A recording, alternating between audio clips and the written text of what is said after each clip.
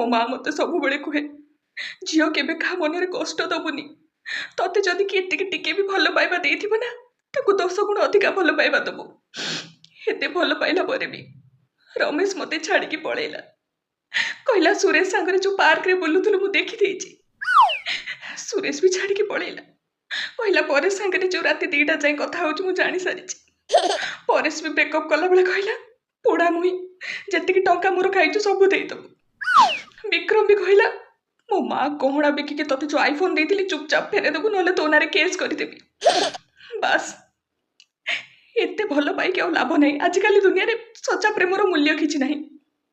एबे मु सीधा बाहा हवा को चाहूछि बुढ़ा हड़ा जेमिति भी हेई थाउ खाली टिके कोटिपति हेइथिबा दरकार। मोर किछि दरकार नहीं।